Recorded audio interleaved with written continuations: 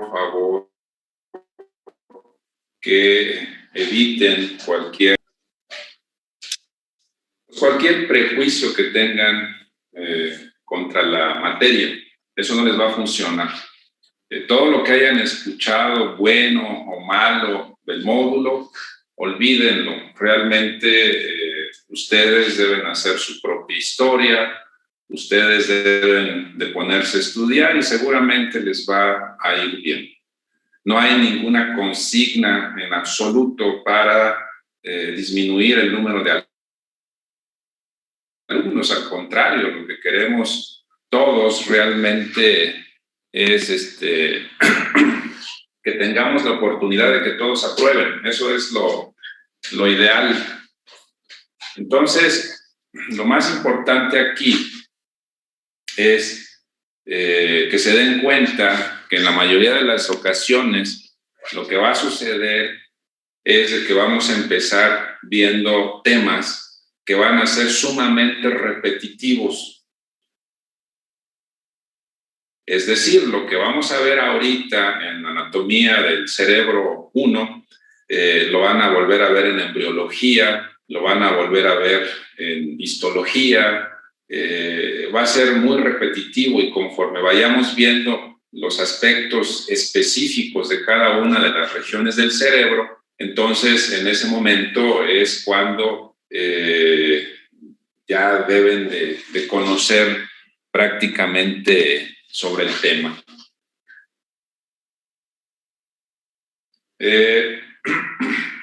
Lo que vamos a empezar el día de hoy, pues es uno de los módulos más interesantes que van a tener en toda la carrera. El cerebro es una de las estructuras, pues vamos a decirlo, más importantes del cuerpo humano. 86,000 millones de neuronas tenemos,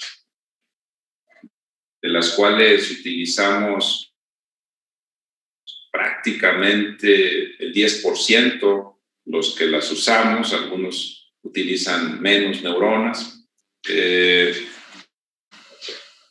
A pesar de que el peso del cerebro realmente constituye un porcentaje muy bajo en relación al peso total del cuerpo, pues consume el 20% de la energía y del oxígeno de todo el cuerpo. Y cuando estamos pensando concentrados en una buena medida, llega a consumir prácticamente el 50% de la energía y del oxígeno del cuerpo. Entonces es un órgano sumamente demandante, es un órgano sumamente capaz. Si no han activado una buena parte de su cerebro, yo creo que es momento de que lo hagan y creo que así va a ser. En este módulo deben de ponerse alertas en todos los sentidos, ya que lo que vamos a empezar a ver es muy interesante, pero también es sumamente amplio. La información que vamos a encontrar es sumamente extensa. Los términos que se utilizan para nombrar una misma estructura los van a encontrar de diversas formas. Es decir, pueden existir 4, 5, 6 sinónimos para una misma estructura, para una misma patología, y no quiero que se vayan a confundir. ¿Y cómo van a salir de esta situación? Pues leyendo. Si ustedes se ponen a leer todos los días conforme marca el programa, no creo que haya ninguna dificultad. Hasta el día de hoy, entonces, no tienen realmente ningún problema. En los días siguientes vamos a estar haciendo de forma aleatoria algunos exámenes de exploración para ver si estudiaron. Y esos exámenes de exploración, por supuesto, que van a contabilizar al final. Entonces, necesito que se pongan a leer cada una de las clases del día. Déjenme decirles que la mayor parte de los que trabajamos en la enseñanza, en este caso de la medicina, lo hacemos con mucho gusto. Y sin embargo tenemos actividades clínicas que a veces nos limitan un poquitito el tiempo. Entonces, muy frecuentemente vamos a tener que estar cambiando los horarios de las clases. Espero que entre menos, mejor, pero así va a suceder. Y quiero que sean un poquitito tolerantes con ese aspecto, porque la mayor parte de los profesores vienen a dar las clases por gusto. Muchos de ustedes ya me conocen. Soy el doctor Juan Guapo Mendoza. Tenemos ya más de 10 años coordinando el módulo. Yo soy egresado de la Facultad de Medicina de León, de la Universidad de Guanajuato. Durante mi estancia ahí en la Facultad de Medicina, tuve la oportunidad de ser seleccionado para realizar un intercambio académico con la Texas A&M University y conocer la forma de trabajo de la enseñanza de la medicina en Estados Unidos. Posteriormente inicié la especialidad de cirugía general por la Universidad de Aguascalientes para adentrarme en la neurocirugía por el Centro Médico Nacional Siglo XXI y avalado por la Universidad Nacional Autónoma de México. Afortunadamente tuve la oportunidad de hacer una subespecialidad en microcirugía vascular en el Instituto de Investigaciones Cerebrales en Akita, Japón, y hacer también una subespecialidad en cirugía de columna de mínima invasión por el Hospital General de Bordeaux en Francia, con el doctor Jean Destandeau. Y como decía, desde hace más de 10 años estamos coordinando este módulo, tratando de transmitir un poquitito de los conocimientos que hemos tenido la oportunidad de recibir. Muchos por ahí les han de haber dicho que el módulo es difícil. No lo niego, sí lo es, sobre todo por la carga de información. Muchos les han de haber dicho que los exámenes son muy difíciles, quizás lo sean, pero en ese aspecto no logro entender cómo hay algunos de sus compañeros que llegan a sacar calificaciones de excelencia y otros no. Y yo no creo en esta parte que haya una diferencia significativa en cuanto a las capacidades cerebrales. Lo que sí creo es que hay más dedicación de algunos para tomar las clases y para ponerse a estudiar. No quiero tampoco que se vuelvan locos dedicados y perdiendo su vida con este módulo. No, deben de combinar todo, deben hacer lo que les corresponde, deben de cumplir con su familia y con sus amigos, pero en el área académica deben hacer lo que les corresponde y no va a haber ningún problema. Creo que si le echan ganas, la mayoría de ustedes van a aprobar el curso. El curso lo tuvimos que iniciar un poquitito antes que las demás carreras porque la carga de trabajo y por los laboratorios.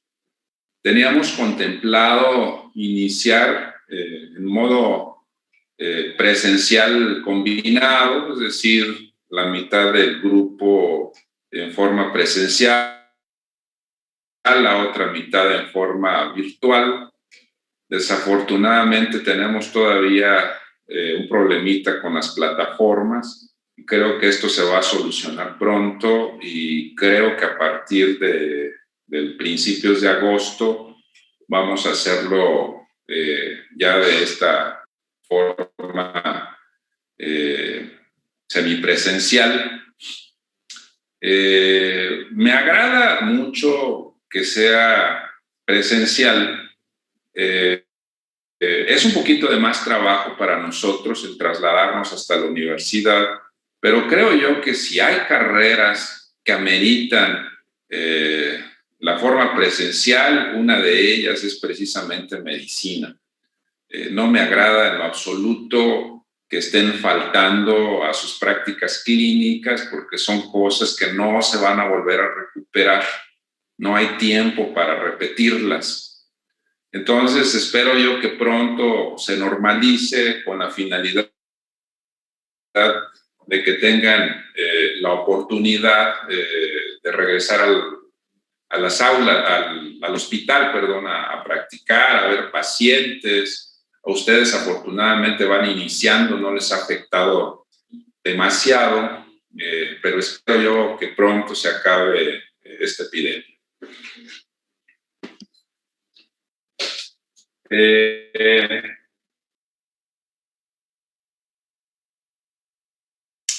Quiero decirles, ahorita en un momento les voy a presentar la bibliografía, pero quiero decirles que aparte de esta bibliografía que les voy a presentar, vamos a tener que investigar un poquitito más. Son los libros básicos, por supuesto, pero vamos a tener que investigar un poquitito más en algunos temas que han avanzado mucho en los últimos años. Les voy a proyectar entonces en qué va a consistir los términos generales del módulo.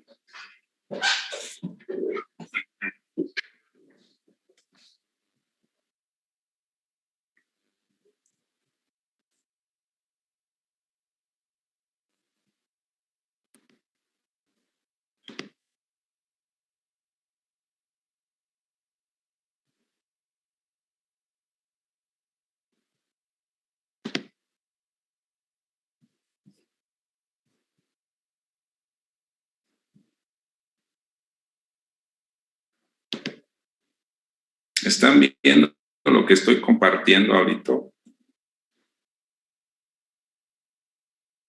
Sí, doctor.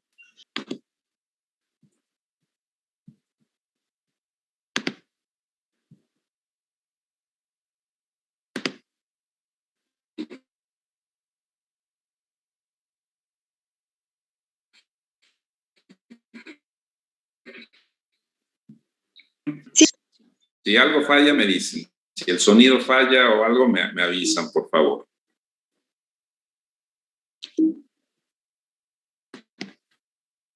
Entonces,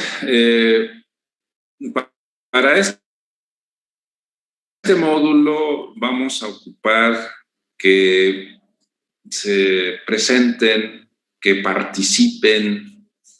El año pasado que empezamos con esta modalidad de educación a distancia, al principio estaba sumamente preocupado porque yo sinceramente no sabía si estaban poniendo atención o no. Y sigo sin saberlo realmente. Les preguntaba si habían entendido, a veces alguien contestaba, a veces nadie contestaba. Y eso habla pues de que pues hay muchos distractores en casa. El primer distractor es el teléfono celular. Estoy seguro que están ahorita en sesión y seguramente en una de las manos tienen el teléfono celular. Entonces, realmente para evitarnos problemas con las calificaciones, necesito que pongan mucha concentración en todas las clases que tengan que tomar en forma virtual, por favor. Nosotros realmente va a ser muy complicado que estemos revisándolos para ver si están ahí presentes o no presentes. Entonces, es una responsabilidad ya de ustedes. Tienen que respetar a los profesores, poniendo atención, es uno de los requisitos.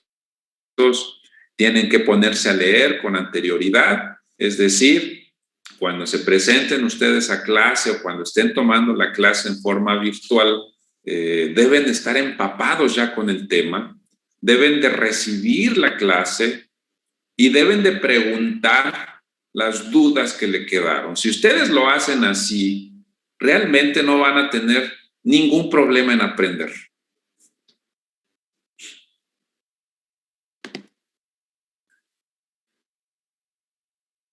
Vamos a tener 337 sesiones, de las cuales 200 son teóricas. Esperemos que podamos hacer las sesiones prácticas. Teórico-prácticas 59, esperemos también que se puedan realizar en esta ocasión. Formativas 48, de autoaprendizaje 25. Esto me gustaría que lo anoten porque vamos a hacer un primer examen parcial que consta de 25% del valor. Segundo examen parcial, 25%. Examen final, 40%. Las evaluaciones aleatorias combinadas con algunos trabajos de prácticas tienen un valor del 10% de la calificación. Ya saben ustedes que la calificación mínima es 70. Entonces, por favor, desde los primeros momentos hay que ponerse a estudiar. Hay muchos libros que se pueden utilizar. Creo yo que uno de los más completos en relación a la anatomía es la anatomía humana de la Target, pero enfocado ya en lo que es la neuroanatomía, les voy a recomendar que consigan el libro de neuroanatomía de Carpenter. Libro de Netter, Neuroanatomía, Esencia, también es importante, sobre todo para que entiendan, para que conceptualicen, vamos a decirlo de esta forma, porque las ilustraciones que vienen ahí son increíbles. Entonces, esos dos libros se complementan. Con un tercero que no viene anotado aquí, de neuroanatomía clínica, autor es el doctor Chusid, de neuroanatomía clínica, donde vienen casos clínicos. De embriología, pues un libro básico en los otros módulos y en este y en los siguientes es el de embriología médica de Lachman. No va a haber aquí mucha variación si consiguen el Carpenter en su primera, segunda, tercera o cuarta edición, porque la neuroanatomía no cambia. Cuando hay algún cambio, bueno, se los diremos para que consigan el artículo específico. En relación a la neurología,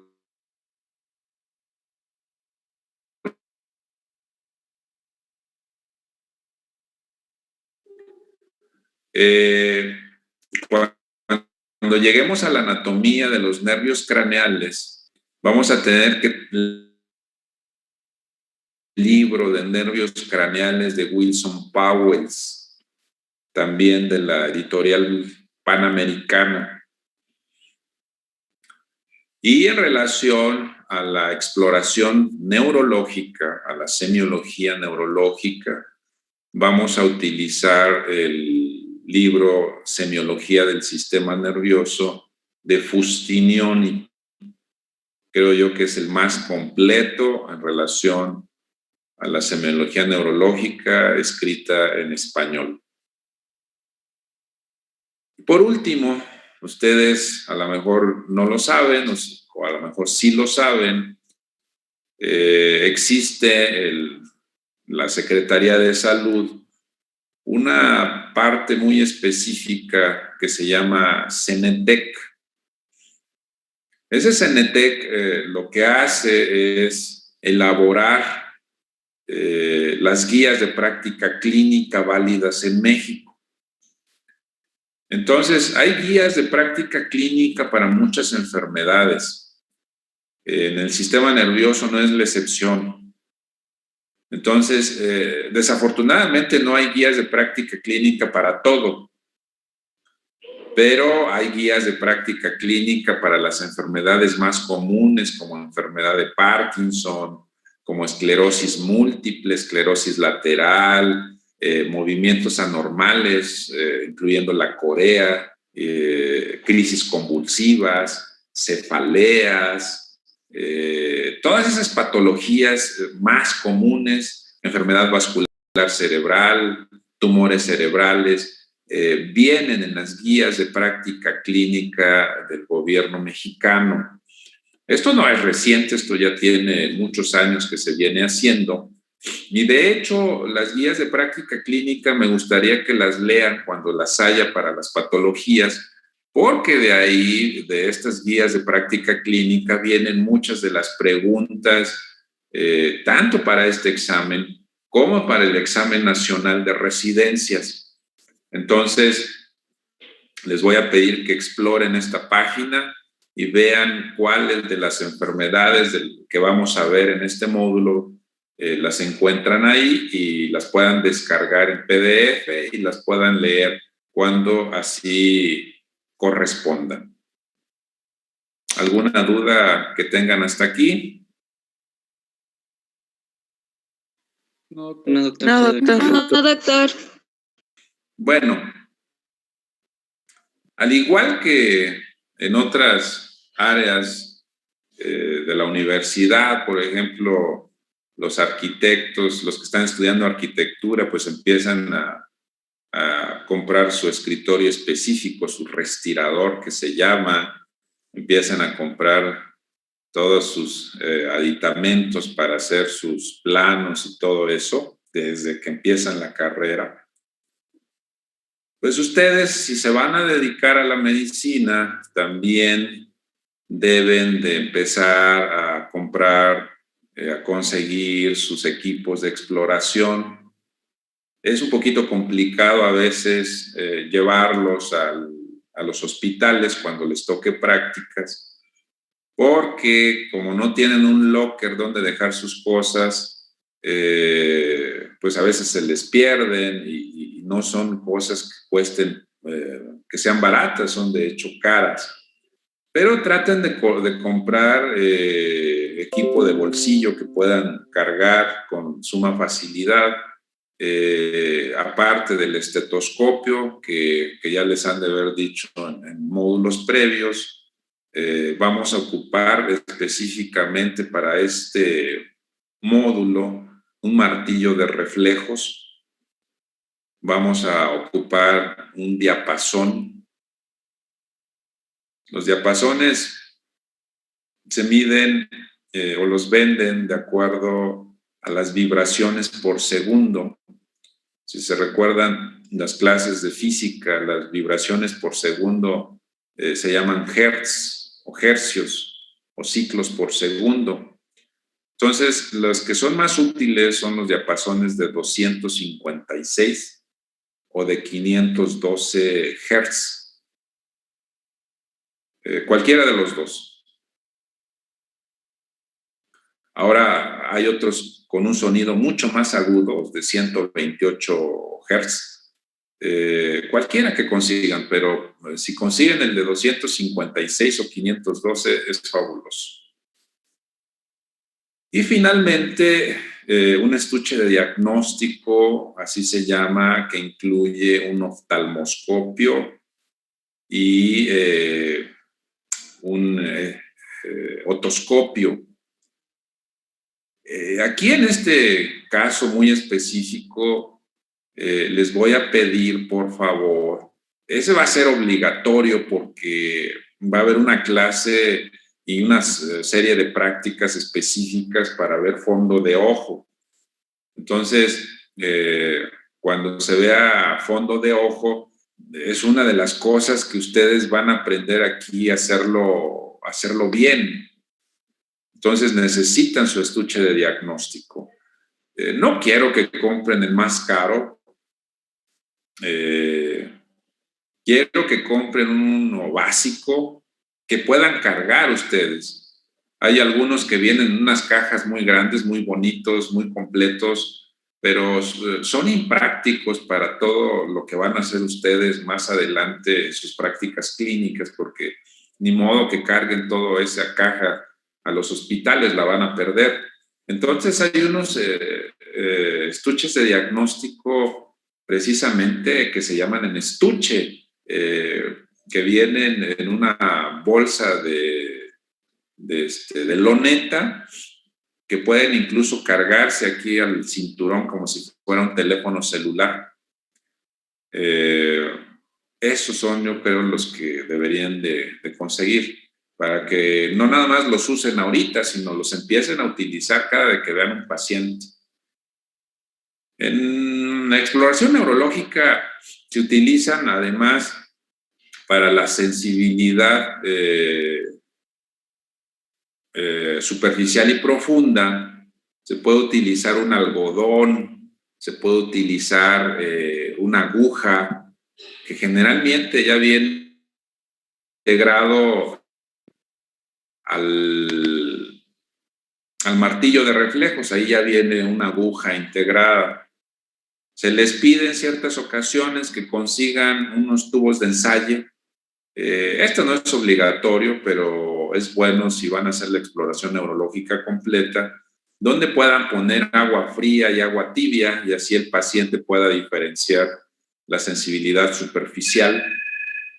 Y en ciertas ocasiones también se les pide que consigan en otros tubitos de ensayo un par de sustancias que sean olorosas, como el café, la menta, para poder explorar el olfato. Aunque ahora ya existe una prueba, o existen varias pruebas específicas de discriminación de olfato que vamos a ver más adelante, pero en la exploración neurológica común no ocupamos estas pruebas específicas, sino ocupamos nada más que el paciente pueda distinguir un olor.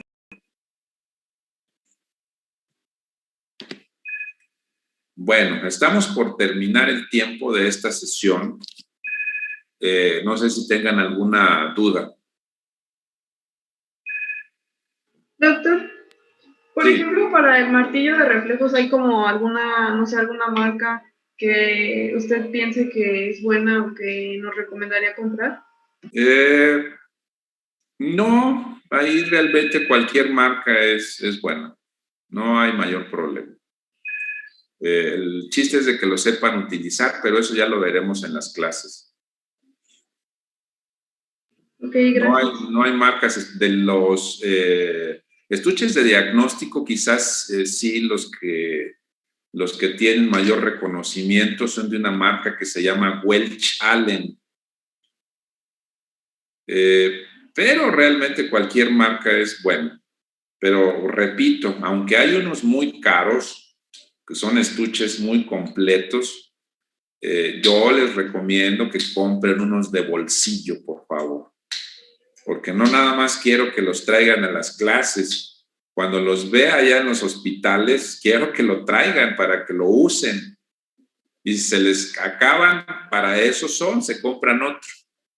Pero que sean de bolsillo, pues, no muy complejos, sino que sean útiles y son más baratos, por cierto. Yo creo que un estuche de esa naturaleza les puede llegar a costar unos 2,500 o 3,000 pesos. Si lo cuidan, pues les va a durar toda la vida.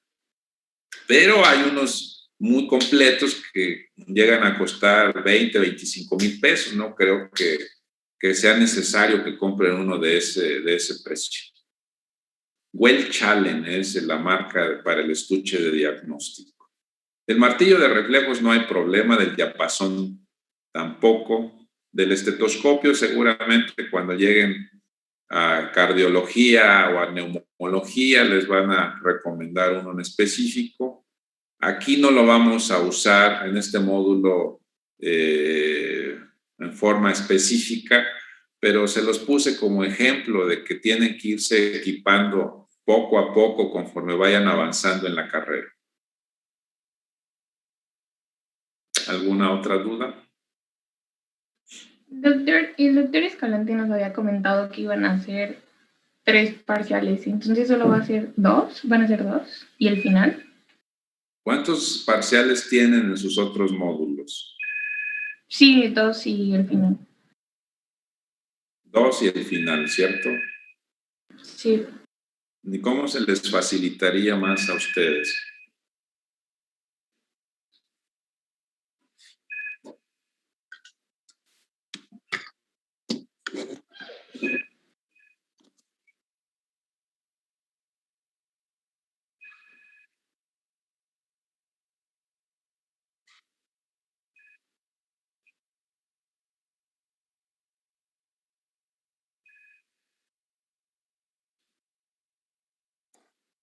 Tienen que ponerse de acuerdo. Yo no veo gran diferencia.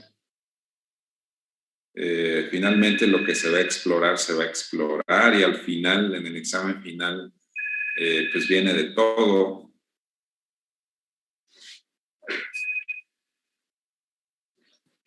Ok, doctor, está bien. Gracias.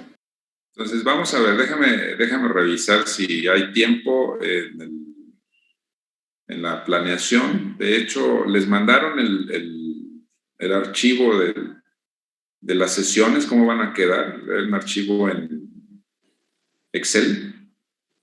Sí, doctor. ¿Cuántos exámenes vienen programados ahí? 2. Y el 2 y un final. final. 2 y un final, ¿verdad? Sí. Bueno, déjenme ver si podemos adaptar un tercero, pero pónganse de acuerdo ustedes y me lo dicen en la siguiente clase, por favor. No creo que haya gran diferencia. Doctor, ¿Alguna otra duda? preguntan que si pusiéramos un tercer parcial, ¿cómo quedarían las ponderaciones? Creo que queda 16, 16, 18.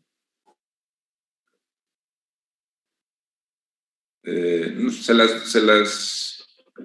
las hago llegar.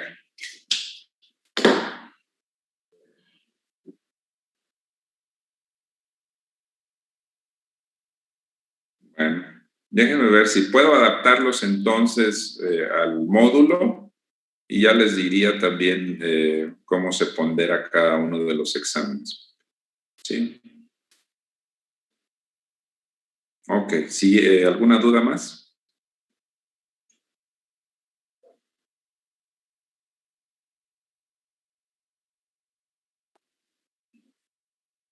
Ok, entonces creo que se va a acabar el tiempo de esta sesión. Vamos a desconectarnos y nos conectamos a la siguiente, por favor. Sí, doctor. Entonces,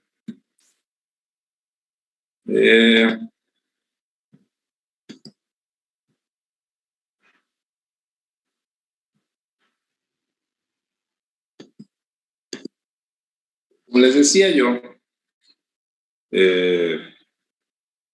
lo que vamos a ver ahorita, afortunadamente el sistema modular permite intercambiar incluso el orden de las sesiones, permite que si por algún motivo faltan alguna sesión, sería muy complicado que perdieran el ritmo, porque es muy repetitivo lo que aquí se dice.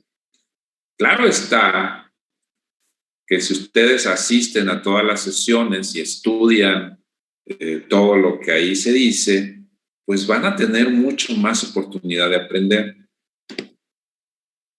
Estas son las estructuras. Este es el cráneo. Ya lo estudiaron ustedes en el sistema musculoesquelético.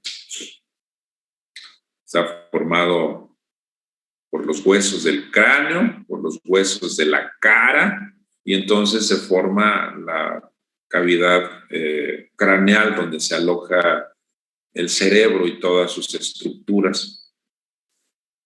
Si ustedes se dan cuenta, es una de las estructuras más protegidas del cuerpo humano.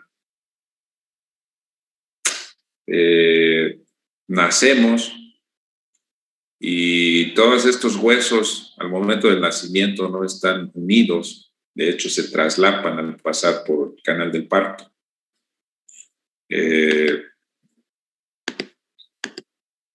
Y se forman fontanelas también para permitir el crecimiento del cerebro. Y lo que sucede aquí es de que llega un momento en que estas suturas se solidifican y entonces se forma lo que es la cavidad craneal. De ahí que si estamos viendo un paciente con problemas neurológicos en la infancia, es diferente a los problemas neurológicos que van a tener en la etapa adulta. Uno de los ejemplos más clásicos es la hidrocefalia. La hidrocefalia es una patología que consiste en que se obstruye la salida del líquido cefalorraquídeo de sus vías normales o se produce el líquido cefalorraquídeo en cantidades mucho mayores. Y entonces lo que va a suceder aquí es diferente. En los niños, como todavía las suturas no se han fusionado, empiezan a crecerles la cabeza, empiezan a perder la vista, se atrofia el nervio óptico por la hipertensión intracraneal moderada. Y en los adultos es totalmente diferente las manifestaciones que van a tener. En los adultos lo que va a suceder es que van a presentar el síndrome de hipertensión intracraneal clásica, con cefalea, vómito, edema de papila, y si no se atienden rápido, prácticamente condenados a la muerte. Entonces son diferentes. En los niños incluso pueden evolucionar meses o años con la patología, y lo peor que les sucede pues es que les crece la cabeza. Pero hablando aquí específicamente de los huesos del cráneo, ustedes recordarán que tienen algunas estructuras internas y algunas estructuras externas donde se insertan los músculos.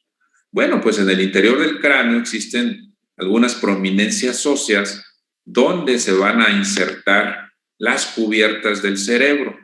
Una de ellas son precisamente las alas del esfenoide. Otras de ellas son la porción petrosa del hueso temporal. Y algunas otras como la prominencia occipital interna, como la apófisis crista galli, o como incluso lo que se conoce como foramen magno.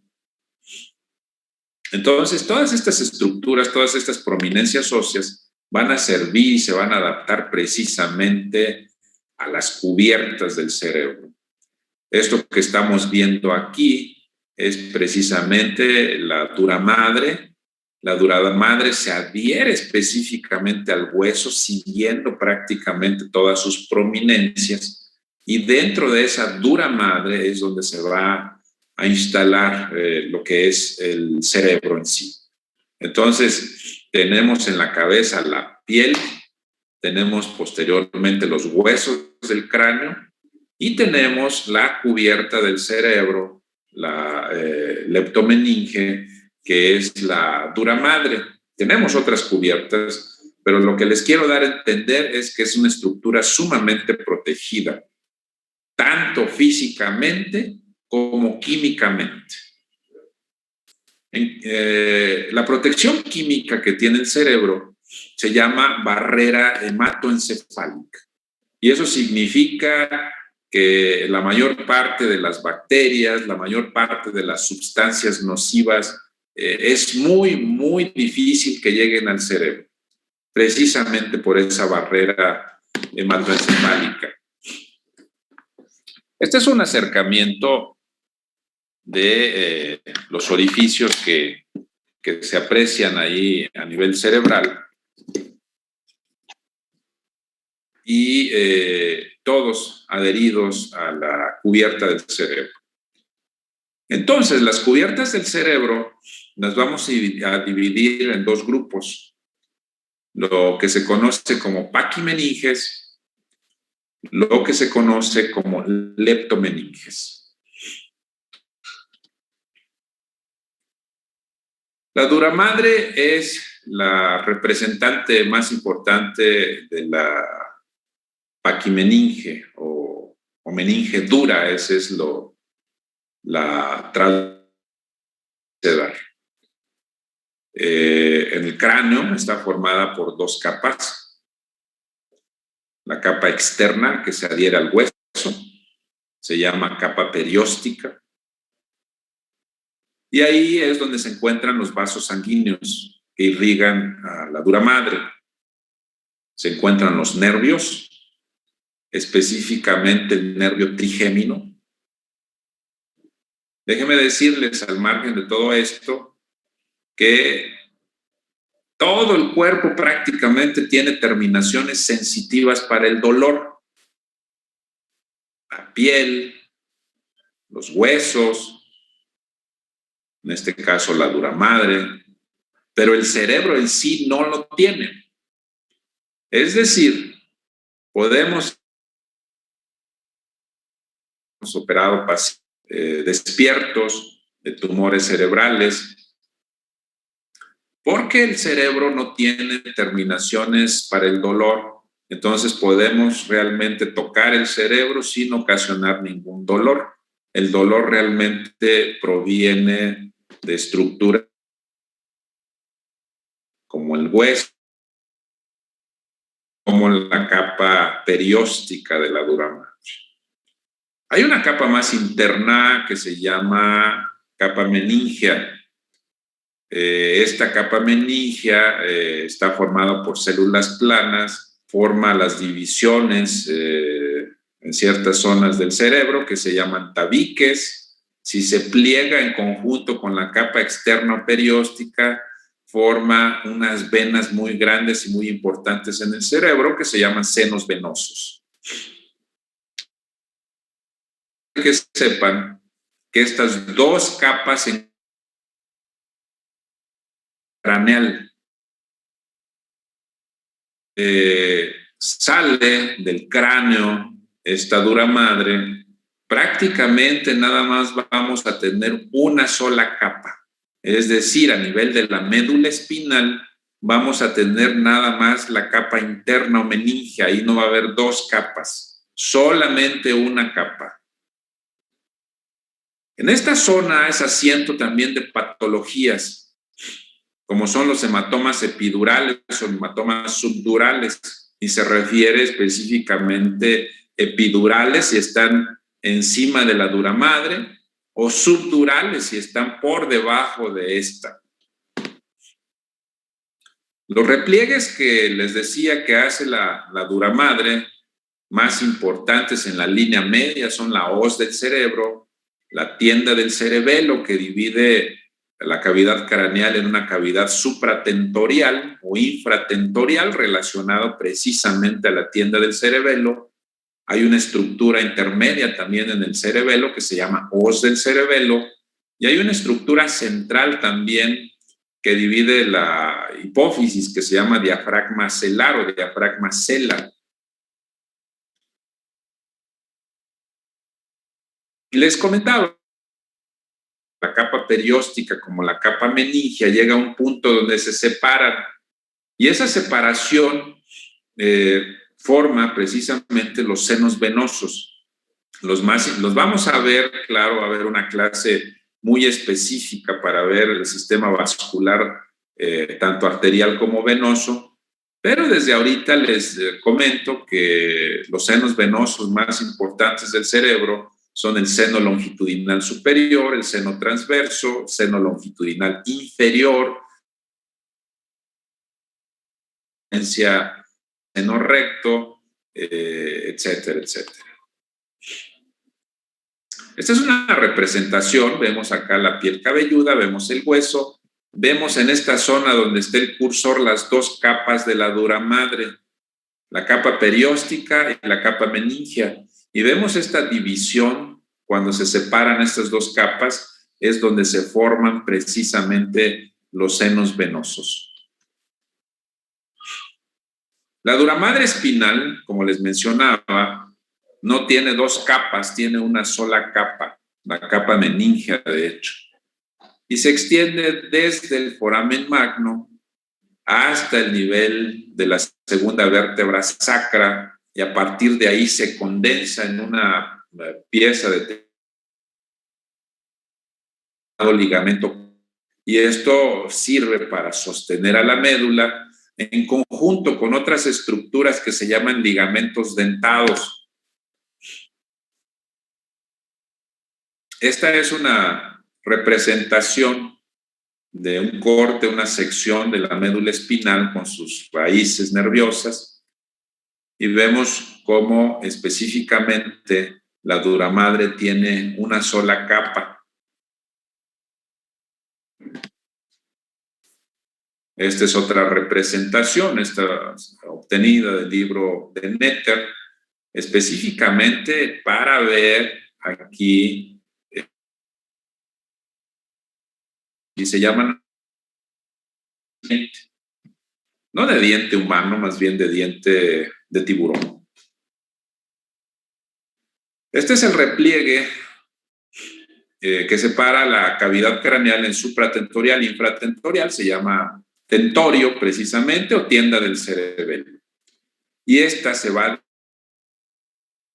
en la parte posterior de la porción petrosa del hueso temporal de los dos lados, y va a formar ahí una hendidura tentorial por donde va a pasar el tallo cerebral.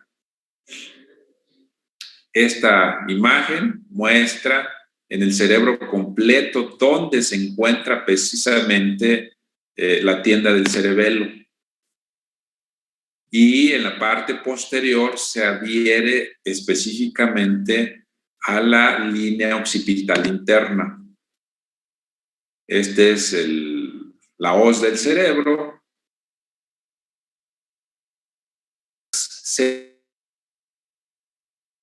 Porque hay muchos sinónimos que se pueden detectar, sobre todo en términos neurológicos.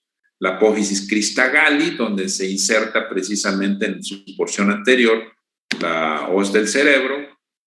Y esta hoz del cerebro prácticamente atraviesa los dos hemisferios hasta el cuerpo calloso, divide precisamente los dos hemisferios. Las meninges suaves, llamadas también leptomeninges, están formadas por dos capas. Una capa que está adherida al cerebro se llama pía madre. La pía íntima, que se mete incluso en la profundidad de los surcos, y una capa epipial muy, muy delgada, prácticamente transparente. Y tenemos otra capa intermedia entre la pía madre y la dura madre, que se llama aracnoides. Esta aracnoide se llama así precisamente por su aspecto, en forma de telaraña. En esa estructura circula el líquido cefalorraquídeo y circulan los vasos sanguíneos y las arterias más importantes del cerebro.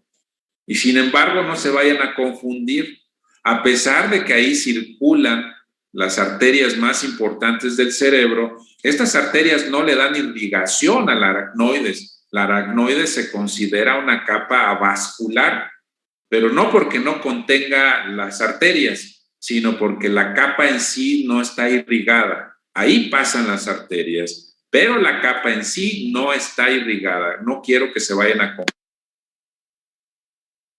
Entonces, dentro del aracnoide se encuentra el líquido cefalorraquídeo y hay zonas del aracnoides que se hacen muy grandes y se llaman cisternas aracnoideas, y hay zonas del aracnoides que penetran a los senos venosos y estos se llaman granulaciones aracnoideas. Les voy a regresar un poquitito para que vean las granulaciones aracnoideas. Vean ustedes en esta imagen, les mencionaba que la duramar por donde corre sangre venosa. Y esta estructura intermedia que marca el cursor es precisamente la aracnoides. Aquí pasa el líquido cefalorraquídeo y tiene unas prominencias digitales que se meten al seno venoso y se llaman precisamente granulaciones aracnoideas. También se les conoce como granulaciones de Pacchioni. Aquí es en esta zona donde se absorbe el líquido cefalorraquídeo. Entonces, el líquido cefalorraquídeo se está produciendo y absorbiendo constantemente. En un adulto producen y se absorben en 24 horas alrededor de 1.300 a 1.500 mililitros de líquido cefalorraquídeo. Entonces, este se produce en una zona de los ventrículos que se llaman plexos coroides y se absorbe aquí en estas granulaciones aracnoideas. Entonces, seguimos donde estábamos. ¿Hasta aquí hay alguna duda? Disculpe, doctor, ¿en dónde es donde se produce? Se producen unas estructuras vasculares que se llaman plexos coroides.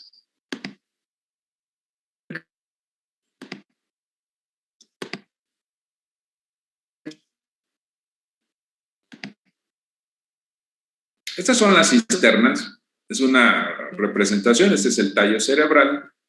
Toda la zona donde hay líquido cefalorraquídeo es el espacio subaracnoideo y hay unas zonas grandes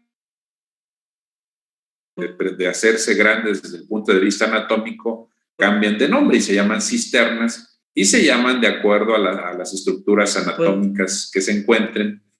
Por ejemplo, esta cisterna se llama prepontina. Esta cisterna se llama interpeduncular, supraquiasmática en esta zona, pero va a depender de la zona anatómica donde se encuentra. Les mencionaba a ustedes que el cerebro está muy protegido.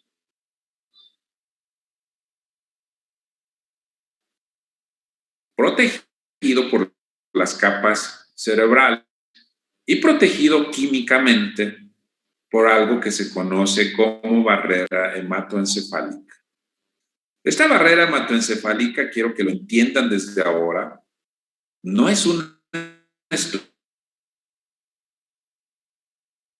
estructura anatómica como vascular, por la membrana basal de las neuronas, por la membrana neuroglial y los pedículos perivasculares gliales.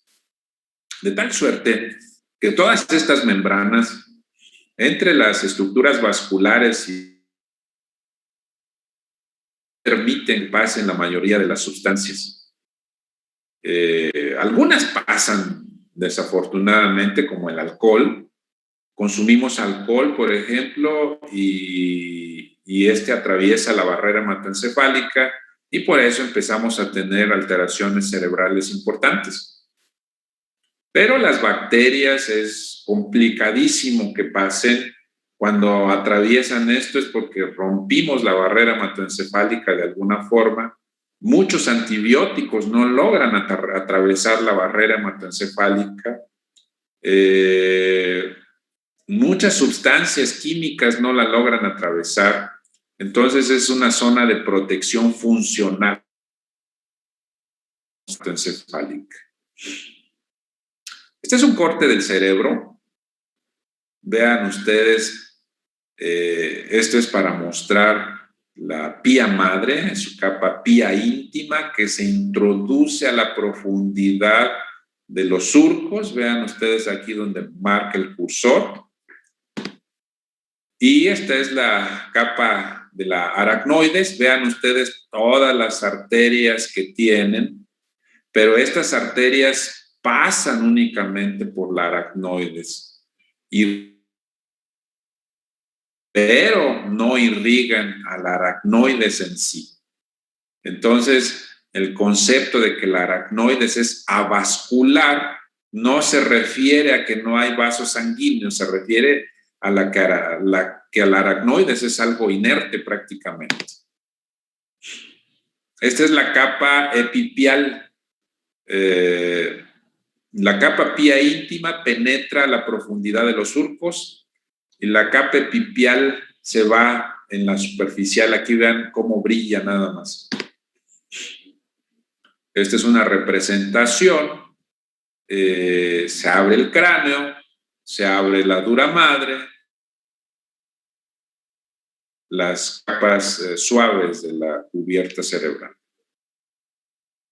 La clasificación anatómica del cerebro, quiero que la entiendan, se relaciona mucho a la clasificación embriológica y se relaciona mucho a la clasificación histológica. Para fines prácticos, el sistema nervioso se clasifica en sistema nervioso central y el sistema nervioso central está formado por el encéfalo, por el cerebro en sí, y por la médula espinal. Y el sistema nervioso periférico está formado por los nervios periféricos, por los nervios espinales y por los nervios craneales. Hasta este punto creo que no hay dificultad. De hecho, todo lo que acabamos de ver antes que esto, no se preocupen de que es mucha parte. Va a haber una clase específica de cubiertas del cerebro, va a haber una clase específica para cada una de las estructuras cerebrales, pero lo que sí quiero que aprendan el día de hoy es esto. Se divide en sistema nervioso central, sistema nervioso periférico, el central conformado por el encéfalo, la médula espinal, y el periférico por los nervios espinales, por los nervios craneales y por los nervios periféricos, los que vamos a encontrar distribuidos a nivel del tronco, de los brazos y de las piernas. Específicamente hablando del sistema nervioso central, en lo que corresponde al encéfalo, está conformado a su vez por los hemisferios cerebrales, por el tronco encefálico, llamado también tallo cerebral, y por el cerebelo. Aquí, en esta parte, el encéfalo. Siguiente. Desde el punto de vista embriológico, este mismo encéfalo deriva o se divide en telencéfalo, que corresponde específicamente a los hemisferios cerebrales, diencéfalo, que corresponde al epitálamo, al tálamo, al subtálamo, mesencéfalo, que corresponde al cerebro medio, o al mesencéfalo, que es una parte, la primera parte del tallo cerebral, que incluye a la protuberancia y al cerebelo. La protuberancia, recuerden ustedes, también se le conoce como puente. Y por último, el mielencéfalo, que conforma el bulbo raquídeo. Hablando específicamente del telencéfalo, de los hemisferios cerebrales. Estos están formadas por 3 estructuras importantes. Aquí no quiero que se pierdan. En el cerebro vamos a encontrar neuronas. Las neuronas están conformadas por un cuerpo neuronal y unas prolongaciones que se llaman axones. Estas prolongaciones pueden ser muy largas, son múltiples. Entonces, la zona del cerebro donde se encuentran acumulados los cuerpos incluyen membrana, citoplasma, núcleo, es precisamente la corteza cerebral. Algunos autores la llamaban la sustancia gris.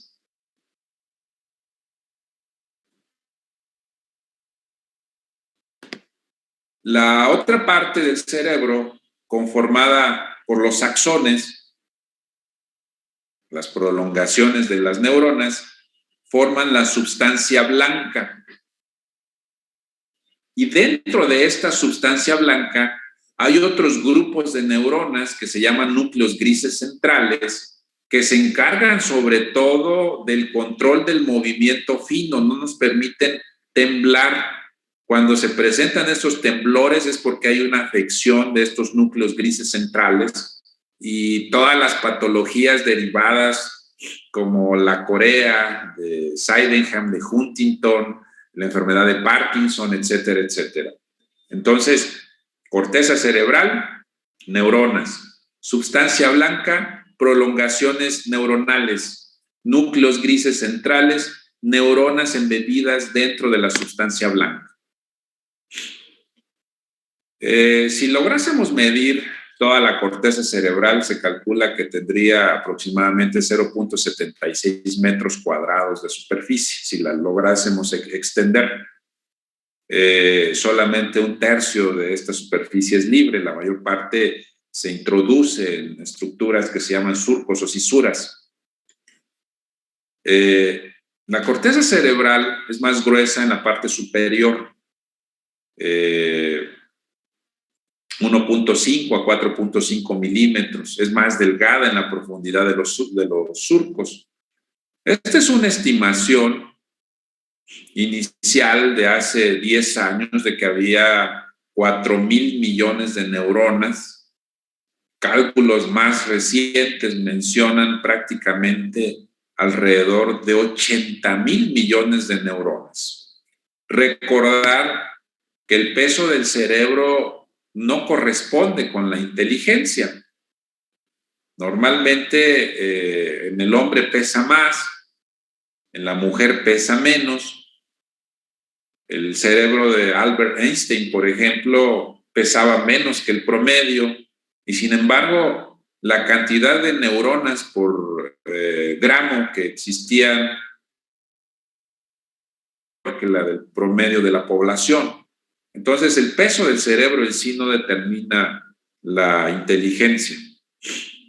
Dentro de las neuronas vamos a encontrar que existen diferentes tipos de neuronas. De hecho, forman capas de la corteza cerebral. Y estos diferentes tipos de neuronas pueden ser piramidales, pueden ser estrelladas o granulares, pueden ser alargadas, que se llaman fusiformes, pueden ser un poquito más planas, se llaman células horizontales. Y hay un tipo específico que fue descrito por Martinotti, se llaman precisamente células de Martinotti. Eso lo van a ver con mucho más detalle cuando vean histología, de tal suerte que el arreglo de todos estos grupos celulares hacen que la corteza cerebral tenga 6 capas: una capa molecular, una capa granular externa, piramidal externa, granular interna, piramidal interna y multiforme. Estamos hablando de la capa molecular a la capa profunda llamada multiforme. Estos son los cuerpos neuronales y todas estas son prolongaciones axónicas. Cuerpos neuronales, corteza cerebral, sustancia gris, prolongaciones axónicas, sustancia blanca. Hace mucho tiempo existió un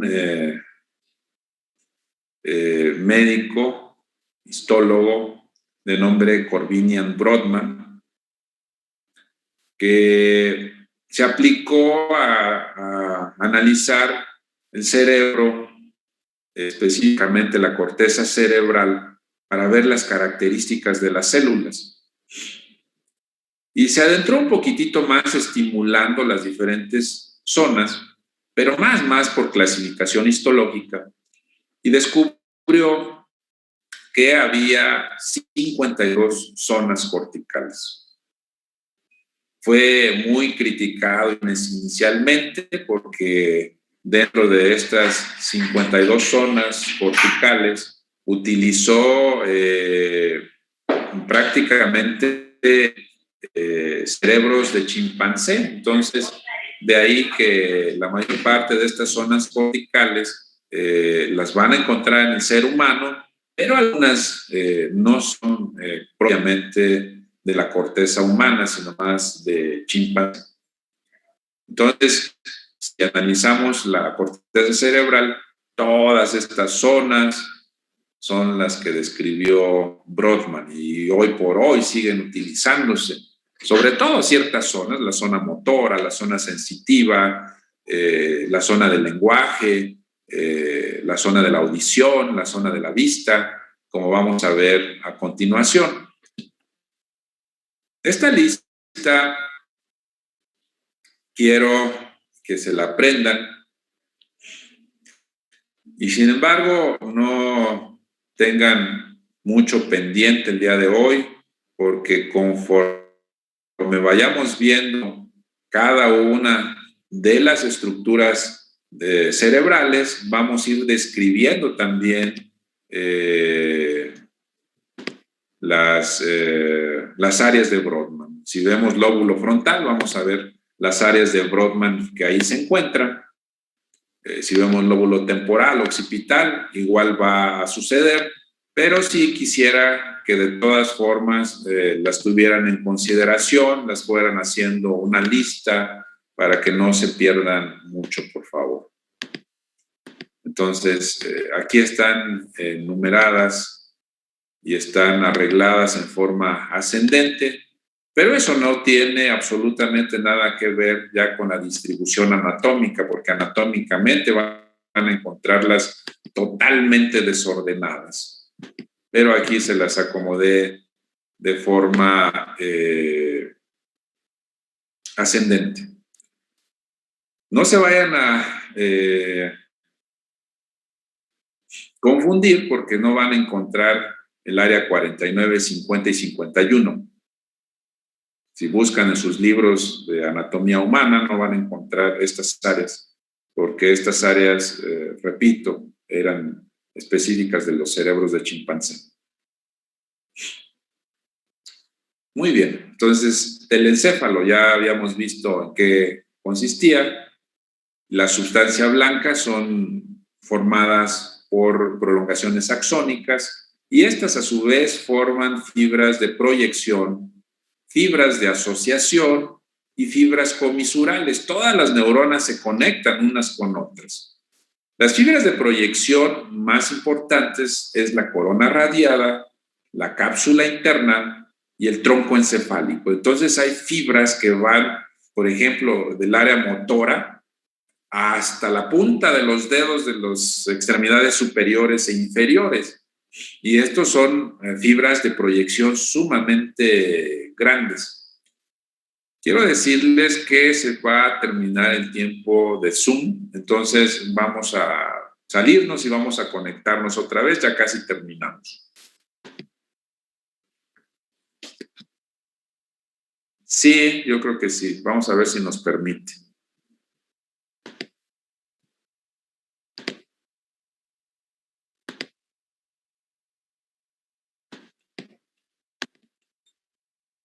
¿Seguimos viendo lo que proyecto? Sí, doctor.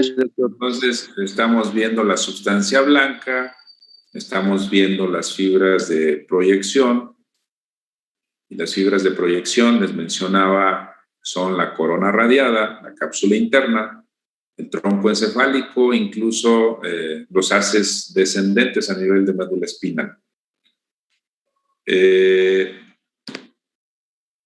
Si hacemos un esquema, en la parte externa tenemos la corteza cerebral. Y toda esa corteza cerebral va a emitir fibras o prolongaciones axónicas, que es lo mismo, y van a formar esta imagen de toda la corteza visto en forma sagital de fibras axónicas y se le llama corona radiada. Después todas estas fibras se concentran en una zona muy específica que se llama cápsula interna. Y después todas estas fibras ya concentradas descienden por el tallo cerebral, por el mesencéfalo, por el puente, por el bulbo raquídeo, hasta la médula espinal. Entonces, a estas partes de la sustancia blanca se le llaman fibras de proyección. Son muy largas. Hay otras fibras más cortas que se llaman fibras de asociación y estas a su vez se dividen en cortas y largas. Y estamos hablando, repito, de prolongaciones axónicas. La corteza cerebral, ahí están las neuronas, los cuerpos neuronales, y las fibras, estamos hablando de esas prolongaciones de las neuronas. Entonces, la finalidad de estas fibras es comunicar a las neuronas con otras o con sensores. Entonces, estas comunican neuronas aledañas, son fibras cortas, y hay otras fibras que son un poquitito más largas, como el fascículo unciforme, el fascículo, lo que vamos a verlo, pero que son fibras más largas, pero no tan largas como las fibras de proyección. Y hay otras fibras que comunican las estructuras de un hemisferio con otro, y se llaman fibras comisurales. La comisura más grande del cuerpo, del cerebro humano, es el cuerpo calloso. Pero existen otras comisuras, como la comisura blanca anterior, la comisura blanca posterior, la comisura intertalámica, que se consideran también fibras comisurales. Los núcleos grises centrales que les mencionaba, que se encuentran embebidos dentro de la sustancia blanca, básicamente son los ganglios basales. Los ganglios basales se conforman por el núcleo caudado, el putamen, el globo pálido o globus pallidus, como quieran llamarlo, y el núcleo amigdalino. Y esto aunado a otra estructura del diencéfalo que se llama tálamo. Ese también se considera dentro de los núcleos grises centrales. Ahí terminamos el telencéfalo y pasamos a lo que corresponde al diencéfalo. El diencéfalo está formado específicamente por el epitálamo, llamado también epífisis, llamado también avénula, por el tálamo, por excelencia, y el hipotálamo, que tiene funciones viscerales muy importantes que también vamos a ver con detalle cuando corresponda. Y hay una zona de transición entre el tallo cerebral y el cerebro que se llama subtálamo, que también es parte del diencéfalo. Existen unas cavidades donde circula líquido cefalorraquídeo, se llaman ventrículos. En el telencéfalo, es decir, en los hemisferios cerebrales, estos ventrículos se conocen como ventrículos laterales. Y esos ventrículos se unen, el del lado derecho con el del lado izquierdo, a través de un foramen que se llama interventricular. Entonces, ventrículo derecho, ventrículo izquierdo. Se unen y forman otra cavidad, pero ya no en el telencéfalo, sino en el diencéfalo. Y esta cavidad que se forma en el diencéfalo se llama tercer ventrículo. Este tercer ventrículo se comunica con otra estructura llamada cuarto ventrículo, que se encuentra en fosa posterior, formada por el tallo cerebral y el cerebelo. ¿Y cómo se va a comunicar el tercer ventrículo con el cuarto ventrículo? Se comunican con otra cavidad pequeña que atraviesa el mesencéfalo y se llama acueducto de Silvio. Entonces, esto se lo estoy explicando para que entiendan por qué se llaman tercero y cuarto ventrículo. Entonces, aquí en el telencéfalo hay dos ventrículos, el lateral derecho, el lateral izquierdo. En el diencéfalo se encuentra el tercer ventrículo y en el fosa posterior se encuentra el cuarto ventrículo. Los ventrículos laterales se comunican con el tercer ventrículo a través de los forámenes interventriculares, llamados también forámenes de Monro, y el tercer ventrículo se comunica con el cuarto ventrículo a través del acueducto de Silvio. Esto es, ventrículos laterales, foramen interventricular o de Monro, tercer ventrículo, cuarto ventrículo, acueducto de Silvio. ¿Hasta ahí todo claro? Sí, doctor. Sí, doctor. El cerebro se le describen surcos y cisuras. Algunos libros los utilizan en forma indistinta. Lo que sí quiero mencionarles es que los surcos son mucho menos profundos que las cisuras, pero pueden utilizarse en forma indistinta, no hay problema. Aquí vamos a encontrar una cisura muy profunda, se llama cisura cerebral lateral, donde marca el cursor. También cisura de Silvio, separa el lóbulo frontal del lóbulo temporal. Vemos de frente el cerebro y vemos una cisura, quizás la más grande de todas, que separa el hemisferio cerebral derecho del izquierdo. Se llama cisura interhemisférica. Aquí vemos la tienda del cerebelo. Y todas estas surcos y cisuras, que vamos a ver también con mucho más detalle próximamente, hacen que se formen varios lóbulos y que la mayor parte de ellos corresponden al hueso correspondiente.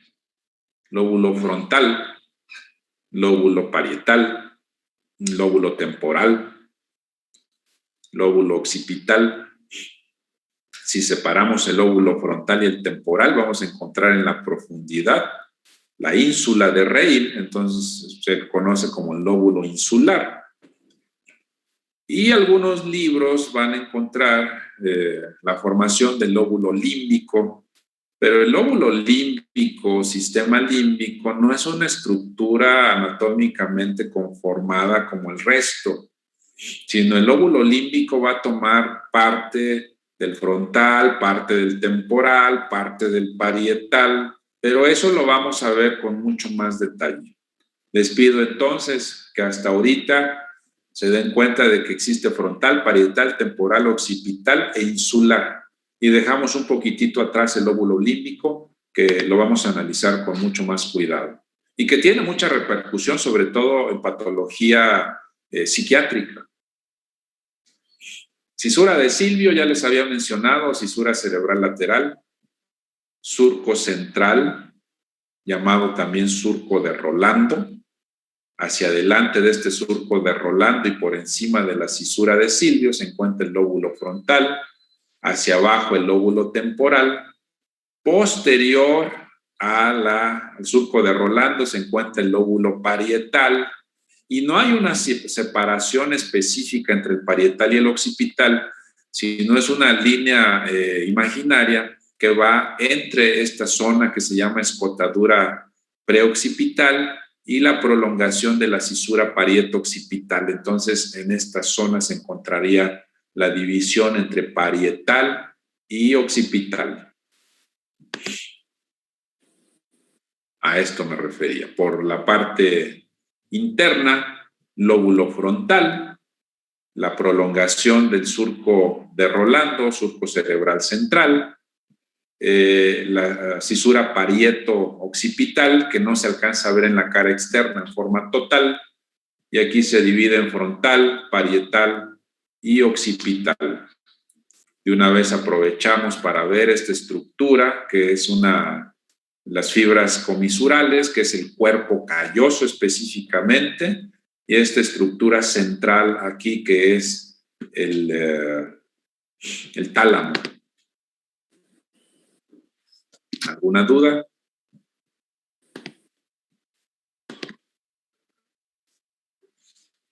No, doctor, todo bien.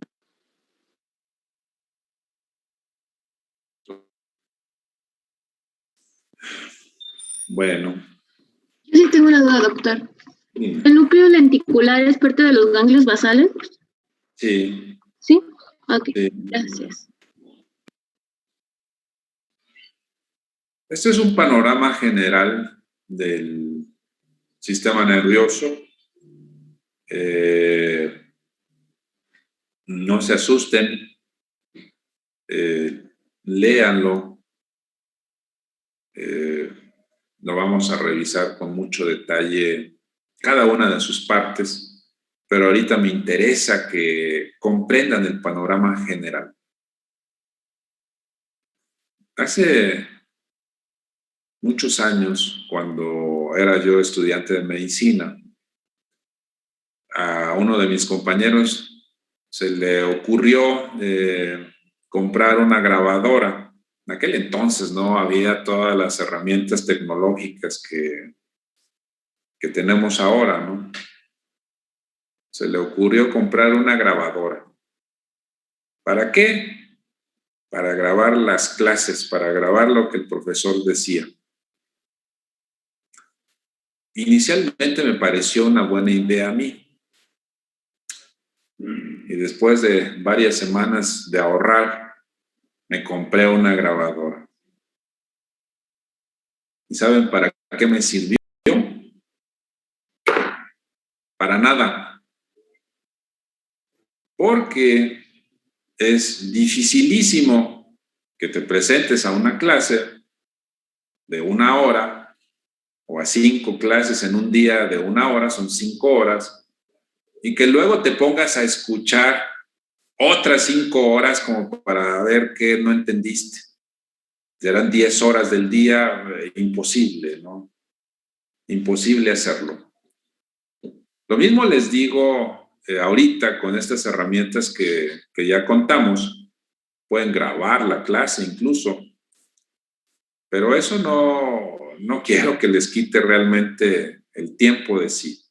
Quiero que lean, que entiendan lo que dicen los libros, que vengan aquí a la clase y pongan mucha atención, que pregunten lo que no entendieron, que pregunten si algo no coincide de lo que leyeron con lo que les estoy diciendo, pero no se engañen tratando de grabar las clases para ver si luego las ven otra vez. No les va a alcanzar el tiempo. Les va a pasar justo lo que me pasó a mí. Entonces, creo que lo más conveniente es que estudien, que pongan atención en la clase. Si quieren grabar la clase, la pueden grabar, pero pues es difícil que vuelvan a repasar cada una de las clases, ¿no? De esta forma, al menos. Deben ir tomando algunos apuntes, como tradicionalmente se hacía, de las cosas más importantes para que las lean posteriormente. Bien. Me pregunta uno de sus compañeros que de qué capítulo es lo que vimos. No comprendo a qué se refiere. Me imagino qué capítulo del libro. No vamos a ir viendo por capítulos, sino más bien por temas. Y en este caso el tema que vimos son generalidades del cerebro. Repito, todo esto que vimos ahorita lo vamos a volver a ver parte por parte, pero quiero ahorita que les quede un concepto general de la estructura del sistema nervioso. ¿De acuerdo?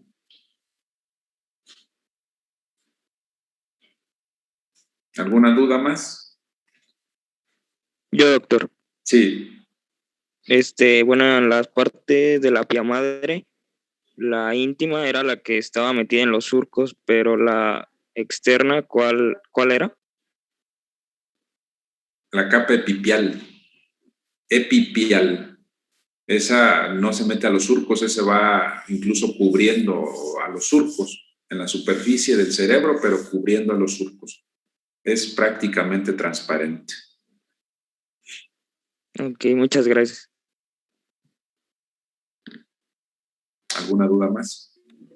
Doctor, perdón. Una compañera me pregunta que si va a pasar las presentaciones.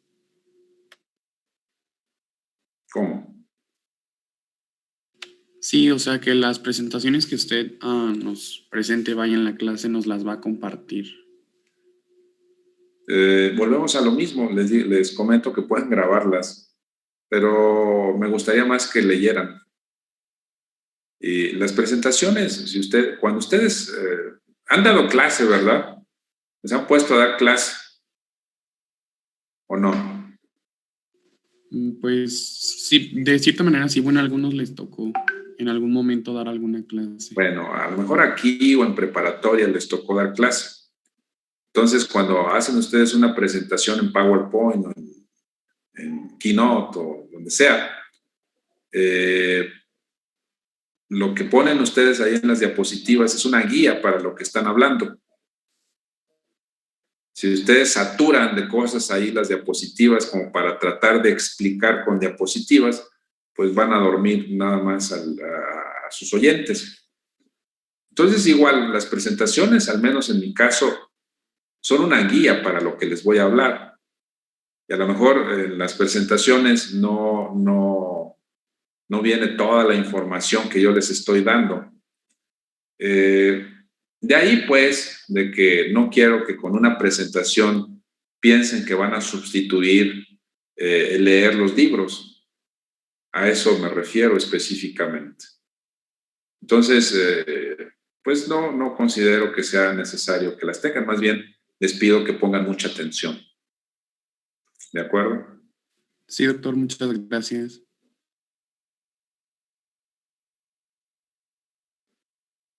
Bueno, participación para que traten de llevar el programa lo más apegado posible.